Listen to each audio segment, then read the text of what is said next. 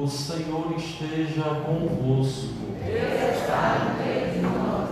Proclamação do Evangelho de Jesus Cristo segundo Mateus. Glória a vós, Senhor.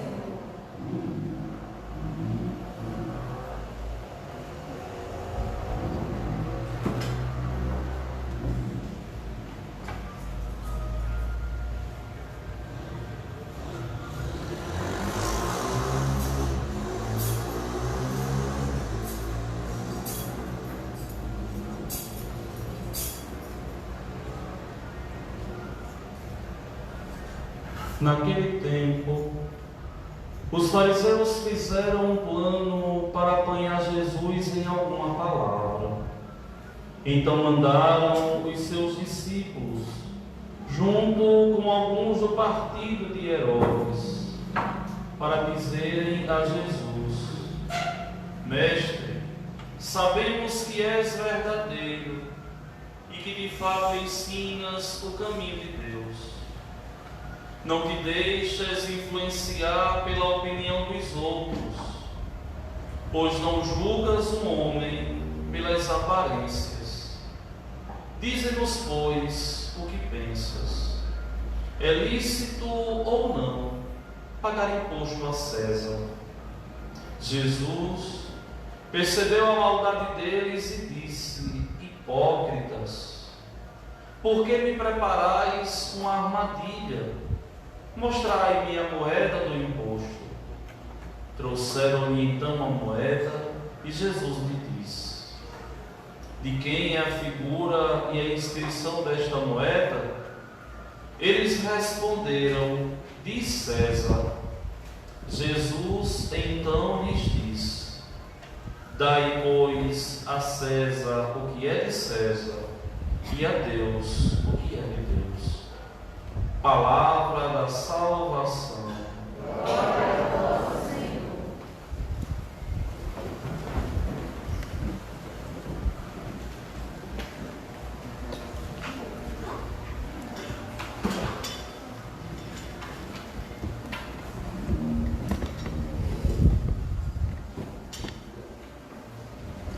Meus irmãos, minhas irmãs, hoje nós temos uma leitura do profeta Isaías, o grande Isaías a nos catequizar, o grande Isaías a nos ensinar. Esse Isaías nos fala com muita desenvoltura os oráculos divinos, nos mostrando, nos dando as revelações de Deus. É Ele quem profetiza que uma virgem conceberia. É Ele quem profetiza que o Senhor, que o Messias, seria um grande sofredor. É Ele quem diz que Deus é um único e não existe outro. Olha que aqui é tão bonito a forma como Isaías coloca as palavras na boca de Deus. Eu sou o Senhor e não existe outro fora de mim, não há Deus. O que é isso que o Senhor está aqui a dizer? Que Ele é único, que não aceita ser dividido, que não aceita que o homem tenha o coração dividido. Deus quer ser todo nosso e deseja ardentemente que nós sejamos todos de Deus. E aqui está o segredo de quem bem quer servir a Deus. Servir a Deus de uma forma total, sem reservas. Servir a Deus de uma forma toda, sem guardar nada para si. Por quê? Porque o Senhor quer ser amado na totalidade. Observem que essa primeira leitura de Isaías ela aqui faz um contraponto direto com o Evangelho. Vejam que os fariseus aqui estão tramando. As palavras de nosso Senhor estão, de verdade, causando embaraçamento naqueles homens. E é claro que a palavra de Deus sempre desnorteia quem é errado, quem é pecador. A palavra de Deus sempre nos coloca em xeque, nos joga contra a parede. A palavra de Deus sempre nos põe em crise para que possamos fazer a opção por Ele. Quando essa palavra pregada pela moção do Espírito Santo vem de uma forma forte e nós estamos abertos à graça de Deus, essa palavra ela vai como que dar uma flechada nos nossos corações. E ali nós temos que decidir: ou nos converter e servir a Deus, ou se revoltar contra Deus. Infelizmente, muitos se revoltam contra Deus. Vejam que no mundo que nós vivemos, é bonito dizer que não tem fé. É bonito falar mal da igreja. É bonito falar mal de Jesus. É belíssimo falar mal do nosso Deus. Ontem, ou foi antes de ontem, eu não recordo, eu estava lendo as notícias e de repente vi um atentado lá na França. Um professor, na liberdade de expressão, falando mal de Alá, que é o Deus dos muçulmanos. E quando ele saiu dali, uma criança se escandalizou, talvez falou para os pais. Eu sei que a criança se escandalizou porque estava falando mal de Deus, de Alá. E quando ele sai da escola a poucos metros, ele é decapitado, cortam a cabeça dele. Não sei se alguém viu isso aqui, viu? E parou o mundo, todo mundo falando, todo mundo reclamando. E eu dizia assim no meu coração desengraçado: de Jesus Cristo, da Igreja Católica de Deus, do Deus dos cristãos, do nosso Deus que é o verdadeiro, se pode tudo no Brasil. No Brasil se pode tudo. Todo ano é um desrespeito naquelas escolas de samba. Da última vez, o diabo humilhando nosso Senhor. E todo mundo acha bonito. É arte. Todo mundo acha digno. Não é arte. Pode fazer o que quiser. Que conversa. Isso é coisa do demônio, sim. Isso é coisa do diabo, sim. E é preciso que os cristãos comecem com dignidade a defender a fé. E no nosso país se pode falar tudo. Se falar mal, se caluniar, é bonito falar mal de Deus, é bonito falar mal da igreja, é bonito falar mal de Nossa Senhora, é bonito ir destruindo tudo aquilo que é o legado da nossa fé. E aqui, as palavras de nosso Senhor causam um embaraçamento muito grande. E os fariseus não suportam aquilo ali. Eu não acho estranho. Porque o próprio Senhor ele vai dizer: muitos não entenderão. Muitos não entendem o que nós fazemos aqui dentro dessa igreja. Para quem não tem fé, esse compromisso que nós temos aqui é loucura. Talvez você tenha dentro da sua casa sangue do teu sangue, carne da tua carne, que não seja temente a Deus e que te critique por vir à igreja. Por quê?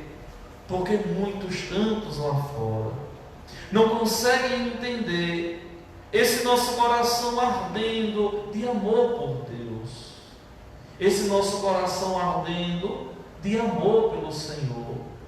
que nos faz de verdade viver, sem desistir de servi-lo e de amá-lo acima de todas as coisas. Só que aqui, essa palavra causa um embaraçamento. Eles dizem: vamos aniquilar esse homem, vamos destruir esse homem. Então, eles queriam apanhar Jesus em alguma palavra para se verem livres daquele homem. Olha, minha gente, isso aqui é atual.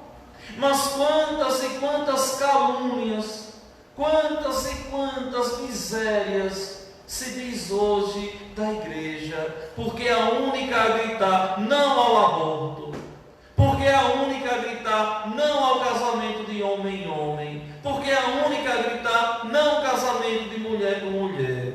É a única. E por quê? Porque a igreja sempre é fiel ao seu Senhor. Porque a igreja sempre vai ser antipática. Porque o mundo nunca vai entender a igreja. E você tome consciência de uma coisa: se tem alguma coisa da doutrina que você não aceita, o problema não está na igreja, mas está em você. Que é preciso abrir o coração e se deixar moldar pela palavra do Santo Evangelho. E olha a situação. Esses homens, com os partidários de Herodes, se aproximam de nosso Senhor. E está lá Deus, santo, puro, indefeso, com aqueles homens maliciosos, cheios de maldade no coração, a tramar contra Deus. E eles se aproximam do Senhor, elogiando o Senhor e exaltando o Senhor. Mestre, olha, sabemos que és verdadeiro e que de fato ensinas o caminho de Deus. Se eles sabiam que ele é verdadeiro e que verdadeiramente o caminho de Deus ele ensinava, por que tramar para apanhá-lo? Olha a falsidade desse povo sem escrúpulos, desse povo com maldade no coração. Sabemos que tu és verdadeiro e que verdadeiramente ensinas o caminho de Deus. Não te deixas influenciar pela opinião dos outros, pela fofoca, pelas intrigas, pelas querelas, pelas macarências, pois não julgas um homem pelas aparências.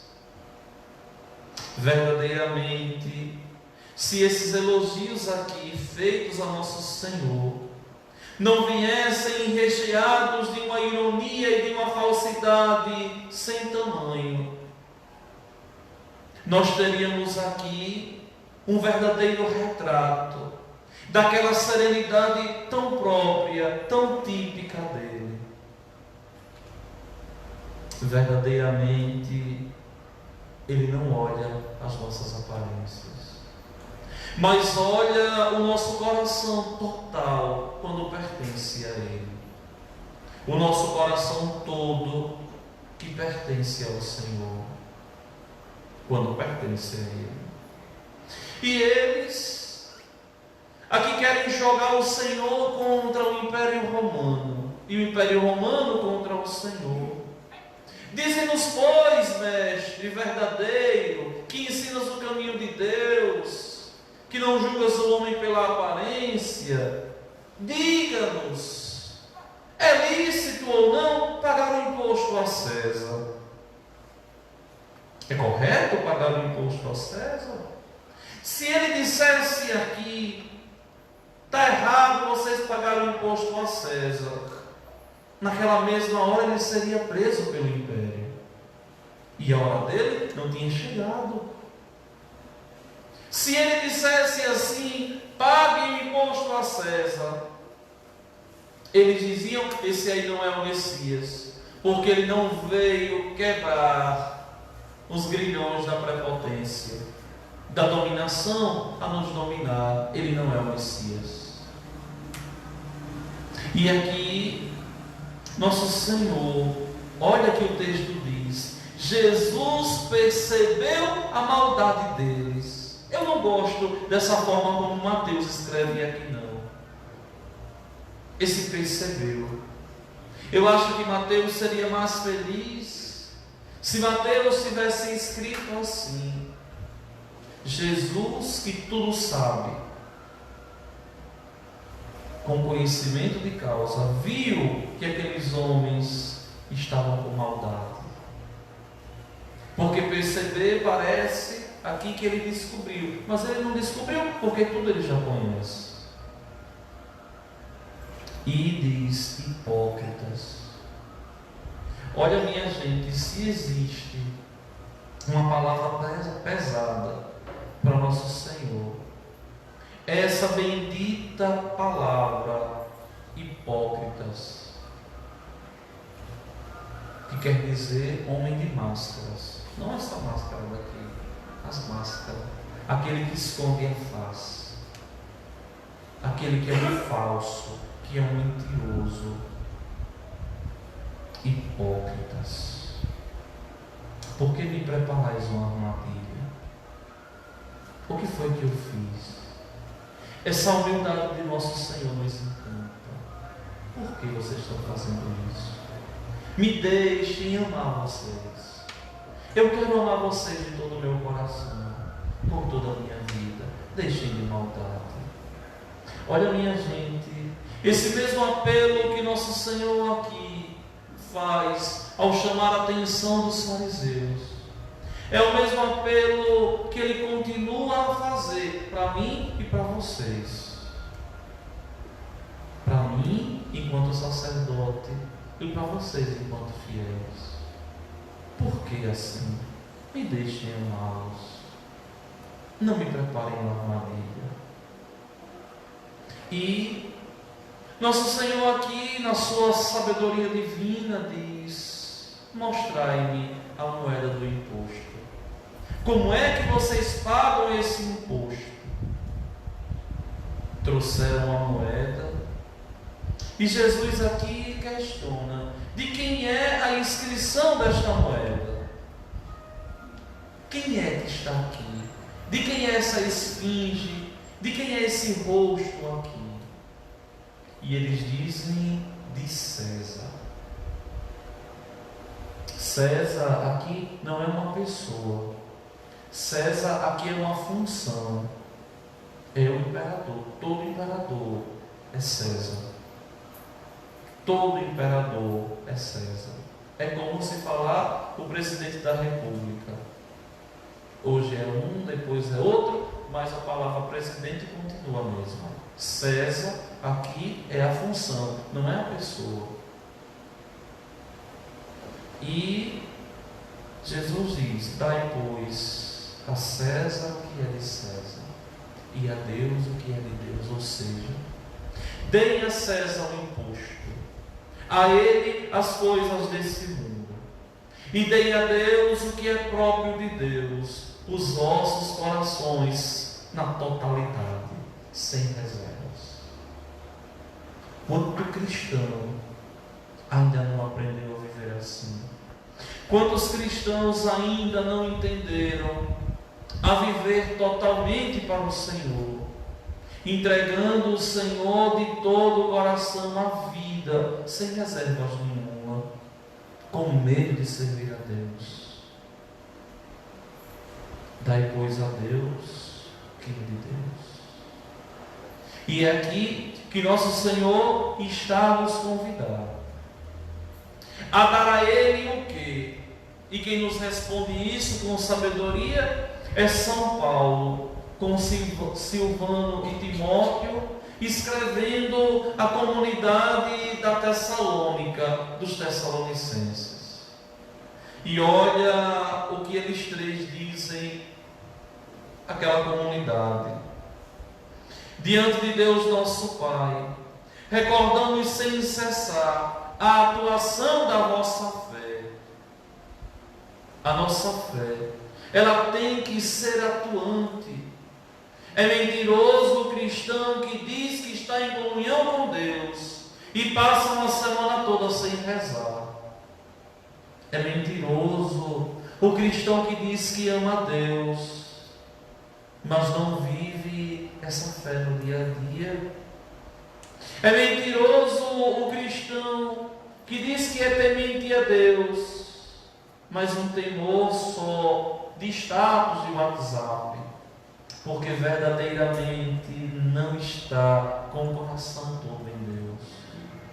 A atuação da fé, meus irmãos, tem por primeira atitude a vida de oração. É impossível ter fé se não se reza. É impossível crescer na fé se não se exercita a vida de oração. Fé não é simplesmente acreditar em Deus. Fé é se deixar todos os dias conduzir por Ele. Isso é fé. Isso é fé. Se deixar todos os dias conduzir pelo Senhor.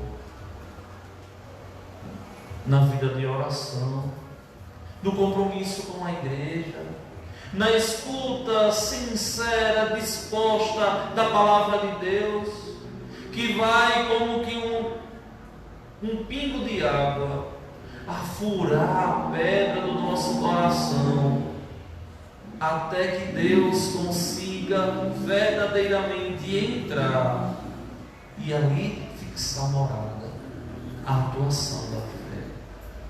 Viver atuando na fé enquanto cristão, tomando consciência que a responsabilidade de evangelizar, de anunciar o reino, não é só do sacerdote, mas é uma responsabilidade de todos nós.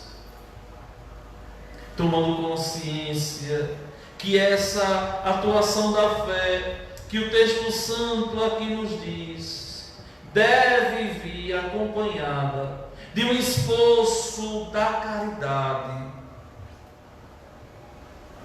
Que esforço é esse para o da caridade?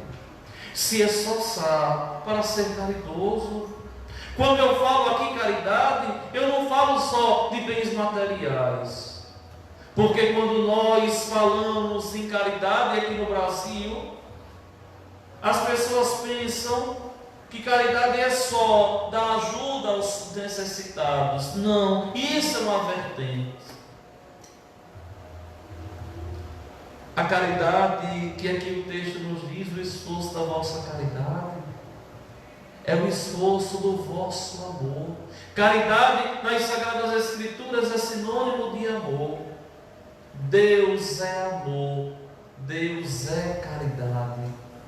Ou seja, rezar é uma atitude caridosa para com quem? Primeiro para com a minha alma, que preciso de Deus, que preciso ser preenchido de Deus, que preciso ser completado em Deus, para poder permitir que o Espírito Santo de Deus venha gemer em mim. Sim, gemer, com gritos inefáveis, como diz São Paulo, com gemidos inenarráveis, como diz ele, para que nós possamos de verdade sermos moldados pelo Senhor, meu Deus. Ó, meus irmãos, se esse mundo descobrisse que nós somos seres espirituais, não estaria essa bagunça tão grande que nós vemos aí. Que falta de fé. Quantos cristãos com falta de fé. Quantos de nós vivendo uma fé fajuta, que nunca tem coragem de acordar um pouquinho mais cedo para dizer assim: hoje eu vou dar meia horinha do meu dia a Deus. Quantos ocupados em não fazer nada, mas não conseguem porque tem um bloqueio causado por Satanás de vir quinta-feira na igreja, se ajoelhar 15 minutinhos para amar a Deus, para ser caridosos com a nossa alma tão necessitada de Deus, muitas vezes tão vazia, muitas vezes tão desesperançada. Essa alma que foi feita por Ele para amá-lo, essa alma que foi feita por Ele para ser preenchida totalmente por Ele. e nele ali se encontrar, e nele ali ser feliz, e nele ali se realizar. Mas o texto não para aqui não, só falando da fé e da caridade não. Mas o texto também vai falar aqui da esperança e a firmeza da vossa esperança. Olha, minha gente, as 3 virtudes teologais, como eu digo isso a vocês: a fé, a esperança e a caridade. A atuação da fé, virtude teologal. O esforço da caridade, virtude teologal. E a firmeza da esperança, virtude teologal. Não tem como ir para o céu se não crescermos na fé, na esperança e na caridade, que são as 3 virtudes que nós só crescemos se pedirmos a Deus. A gente só cresce na fé se a gente pedir a Ele. A gente só cresce no amor se a gente pedir a Ele. A gente só cresce na esperança se a gente pedir a Ele. Senão, a gente fica parado, vendo a vida passar. E quantos estão assim?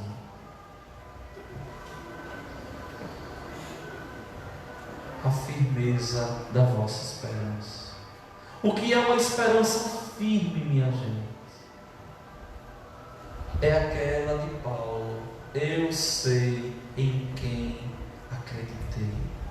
Esquilco e acredite, eu sei em quem depositei a minha fé. Aquele que eu acredito, aquele que eu sirvo não me decepciona porque me ama. Eu sei. E como nós precisamos dessa firmeza na esperança. Como nós precisamos sermos homens e mulheres de esperança. Mas não é esperança, primeiramente, uma justiça social, não, minha gente. É a esperança de que os cristãos se convertam, abram o coração e se deixem transformar, conduzir pelo Senhor. Sabemos, irmãos, amados por Deus, que sois o número dos escolhidos. Olha, por que será que Deus te trouxe aqui na igreja hoje? Porque Ele tem algo a te dizer, que eu não sei o que, porque eu estou vendo a vossa face, nem a face toda, né, por causa da máscara, eu estou vendo vocês. Mas Deus nosso Senhor verdadeiramente vê, minha gente, os nossos corações. Deus sabe porque a gente vem aqui a essa casa de oração. Deus sabe porque nós o servimos. Deus sabe porque nos atrai constantemente a Ele. Por quê? Porque quer que nós sejamos felizes e Ele sabe. Eu ia dizer uma palavra aqui, mas eu poderia ser mal interpretada. Mas eu vou falar, mas vocês vão entender. Deus tem juízo. Deus sabe que nós só seremos felizes e completos nele só. Não adianta a gente se enganar. Não adianta a gente querer enveredar por outro caminho, senão o caminho de encontrar o Senhor todos os dias, para assim sermos felizes. Somos escolhidos, sim, porque o nosso Evangelho não chegou até vós somente por meio de palavras, mas também mediante a força que é o Espírito Santo. O que é isso que Paulo está aqui a dizer? O que é isso que Paulo nos diz aqui? É muito simples. É tão simples isso aqui. Porque o Evangelho só toca o nosso coração na força do Espírito Santo. Aqui, o texto primeiro é em virtude espíritos, na força do Espírito. E essa força só nos visita se a gente colocar o joelho no chão. Não pense que você vai ser de verdade um bom cristão, temente a Deus e amoroso, se o joelho você não aprender a colocar no chão. Não vai.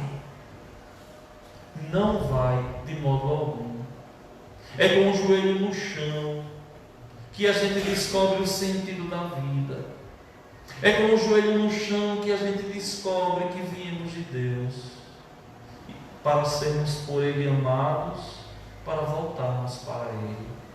É com o joelho no chão que nós recebemos toda sorte de bênçãos e graças dos céus, não para que fiquemos aqui, mas para que um dia cheguemos lá. Aqui a gente vai passar. Não se engane, filho. Não se engane, não. Todos nós passaremos, porque o nosso lugar não é aqui. Isso aqui é uma passagem para que aprendamos a amar a Deus e, amando-o de todo o nosso coração, possamos de verdade sermos todos dele. É isso que Deus quer, é isso que Deus nos pede, é isso que Deus nos convida verdadeiramente a sermos totalmente dele. Dai, pois, a César o que é de César. Se o teu coração não é de Deus, troque a missa por qualquer coisa. Se o seu coração não é de Deus, troque a Eucaristia por qualquer vento que parecer. Mas se o seu coração é de Jesus Cristo, verdadeiramente dele, verdadeiramente do Senhor, você nunca vai trocá-lo por nada. E quando fizer que não conseguir permanecer de pé e cair assim, você vai chorar e lamentar por dizer: meu Deus, não te coloquei acima de todas as coisas. Ou vocês acham que esse primeiro mandamento de Deus é por acaso? Não é não. Esse primeiro mandamento que Ele nos dá no Decálogo, amá-lo acima de todas as coisas, é o grande segredo da nossa vida. Amar a Deus acima dos teus filhos, da tua esposa, do teu esposo, do teu trabalho, dos teus bens, dos teus sonhos, dos teus projetos, da tua vida. E depois que Deus for de verdade o suprassumo do nosso ser, aí a gente vai lutando, cuidando de todos os outros. Aí a gente cuida melhor da esposa, aí a gente cuida melhor do esposo, aí a gente cuida melhor dos filhos, aí a gente se transforma num pai mais caridoso, numa avó mais caridosa, num avô mais compassivo, num verdadeiro amigo, num bom patrão. Mas por quê? Porque primeiro a nossa relação total é com Deus, é com o Senhor. E se assim a gente faz, a gente verdadeiramente, enquanto cristãos, alcançaremos o sentido do nosso viver. E para a gente terminar essa liturgia de hoje, vocês verão que no Evangelho da próxima semana, o Senhor, o bom Deus, vai falar escancaradamente, rasgadamente: amarás o Senhor teu Deus de todo o teu coração, de toda a tua alma e de todo o teu entendimento, porque aqui está o segredo da tua vida, e não existe outro. E por fim, a gente vê o salmista assim dizendo: adorai-o no esplendor da santidade, terra inteira estremecei diante dele.